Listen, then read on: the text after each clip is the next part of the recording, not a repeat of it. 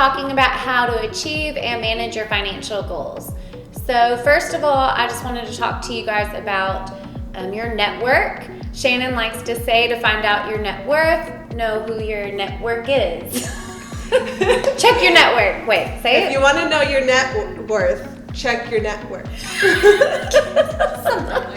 Something like that. And we've all heard the saying, your 5 closest friends are the sum of, what is it? I don't even know it. You are the sum of your 5 closest. Closest friends. I'm butchering everything. So everybody's heard of it, but I can't even say it. So I would say the first way to start achieving your financial goals are to make sure that, number 1, you have goals. You write them down specifically, and then also check your network. See who in your network either matches those goals or can help you achieve those goals. Make sure that, if you have a friend that is in the same industry, you guys can bounce ideas off of each other, inspire each other, hold each other accountable.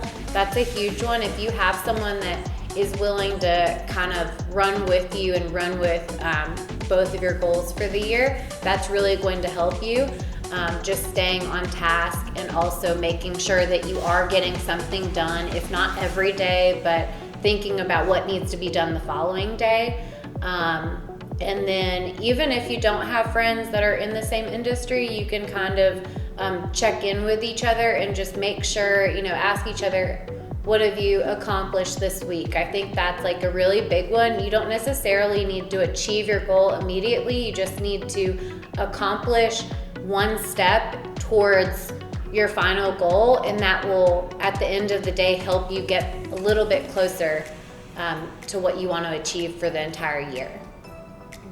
So, to caveat onto that is, other thing that you need to think about when you're setting goals is she briefly talked about it, and finding because I have a lot of people that come to me and they say, like, yeah, that's great, I want to start goals, but I don't even know where to start. I don't even know what I want to do with my life. I have no passion really.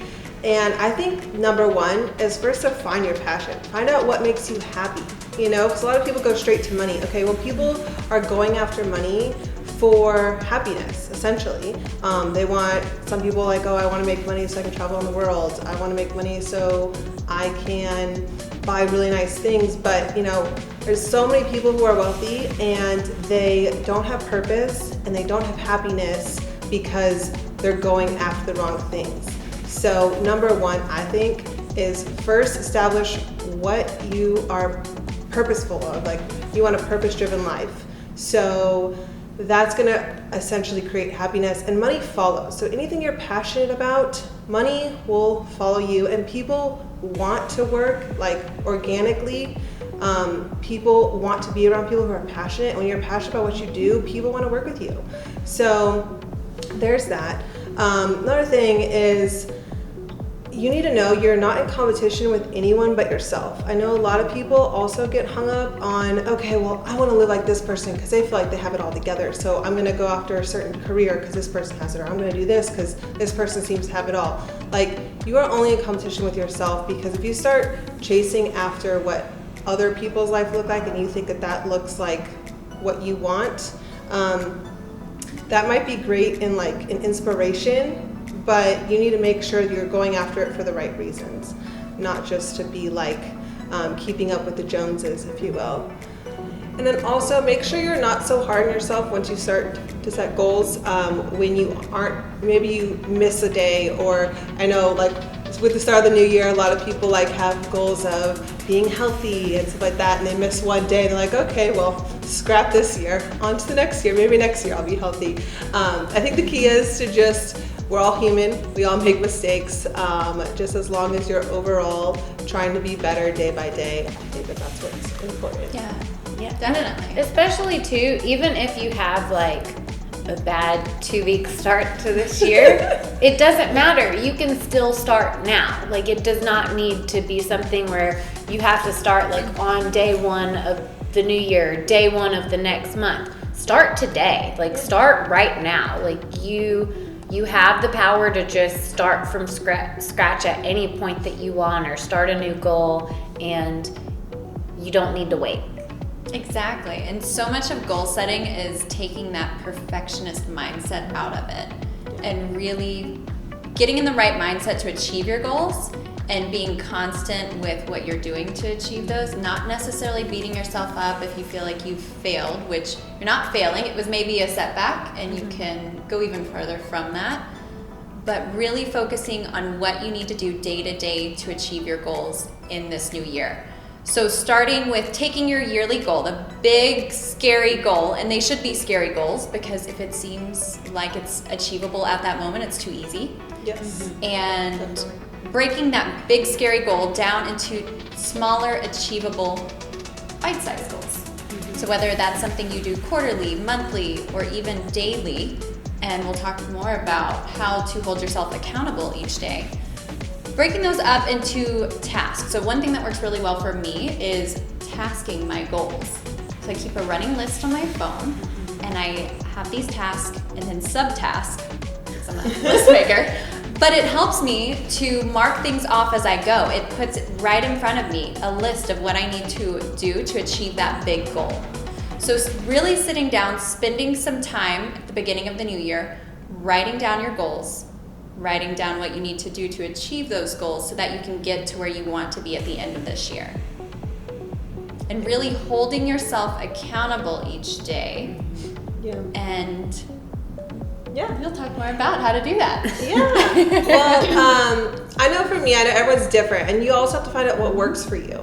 But I mean, personally, I am big into like vision boards. I'm big about literally being very defined on what I want, right? From the goals I want, like how many people I want to help, like how many, literally every little detail you want your life to look like in 5 years, 10 years, whatever. Even if it seems crazy, like like we said, it's not about going after money. So I wouldn't be like, oh, I want to just be a billionaire. You know what I mean? Like you want to talk about, even if that is your goal, you want to talk about how to get there, right? Whether it's, for me, it's like real estate, investing in real estate. I want to buy an apartment complex. We want to start a fund. Like there's certain things that we want to do. So what's helped me in achieving my goals is vision boarding, writing things down, and then also daily affirmations, just constantly reminding myself like I'm good enough, I got this, things like that. Just being your own personal cheerleader is important, and giving yourself a pat on the back. So when you do every day, I think my goal is to be just 1% better than I was yesterday. So as long as I'm better than the person I was yesterday, I'm good. Like I'm happy with where I'm at. So yeah.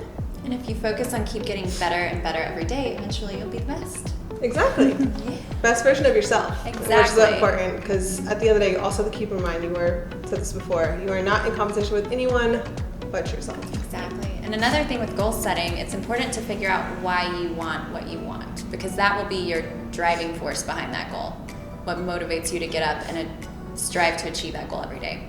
One thing when you are working on your daily goals, keeping a list of what those are, checking them off as you go. If you do have items that you don't accomplish that day, because that will happen, we get busy, carrying those over to the next day, seeing it not as a failure, but an opportunity to continue to grow and to continue to focus on that overall goal and to achieve what you need to achieve. And also, everything that you do check for that day, you should internalize that as an accomplishment and something to be proud of for that day, that you have moved, the ticker a little bit closer towards your final goal that you want at the end of the year, at the end of the month or quarter, however you are parsing it out.